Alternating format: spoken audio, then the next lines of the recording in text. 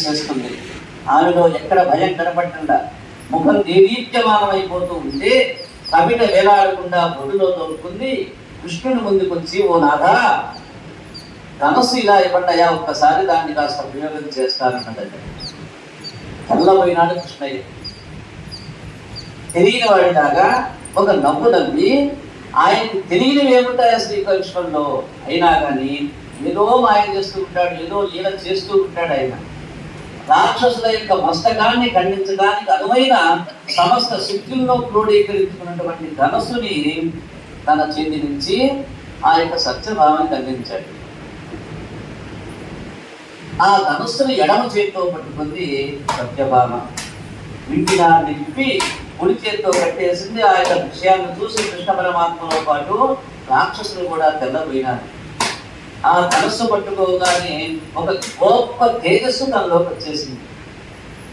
వెంటనే యుద్ధాన్ని ప్రారంభించి ఒక్కొక్క బాణం తీసి అభిమంత్రించి విడిచిపెట్టుకొని ఆ యొక్క నరకాసుని మీద ఒక్కొక్క బాణం తీసి ఆ యొక్క వింటికి తొలుగుతూ ఉంటే వీరరసము, శృంగార రసము, భయరసము, రౌద్రరసము, ఈ అన్ని రసాలు ఆమెలో తాండవిస్తూ ఉన్నాయి. రాను రాను యుద్ధం పెరిగిపోతుంది. స్త్రీ అని ఉపేక్షిస్తే వీరు లేదని చెప్పి రాక్షసుల్లో వీరులందరూ ముందుకొచ్చి ఆ యొక్క సత్యభావం మీద బాణ ప్రయోగం చేస్తూ ఉన్నారు. మూడు లోకాల్లో ఉన్న వాళ్ళు తెల్లబోయే రీతిలో ఆశ్చర్యపోయి చూసేట్టుగా యుద్ధం చేస్తారు. సత్యభామ ఆ యొక్క సమయంలో భయంకరమైన యుద్ధం చేసి చెమట పట్టేసి ముంగురులన్నీ నొందికి అంటుకుపోయిన సత్యభావం అంటూ చూసి కృష్ణుడు అన్నాడు, ఓ సత్య, ఈ యుద్ధానికి నేను పొంగిపోయానమ్మా అని చెప్పి ఆ ధనస్సు పట్టుకున్నాడు. అప్పటికే దాదాపుగా నరకాసురుని యొక్క సేన చనిపోతూ ఉన్నారు. దాదాపుగా చనిపోయినట్టు. నరకాసురుడు మాత్రం ఇంకా ప్రాణాలతో మిగిలి ఉన్నాడు. నరకాసురుడు అన్నాడు, చేతగాడి వాడి భార్య యుద్ధం చేస్తుంటే పనికిరాని వాళ్ళగా అలా నిలబడి ఉన్నామేమిట్రా, పౌరుషం ఉన్నవాడు అయితే ఇప్పుడు యుద్ధానికి రా అన్నాడు. ఈ మాటలు విన్నా,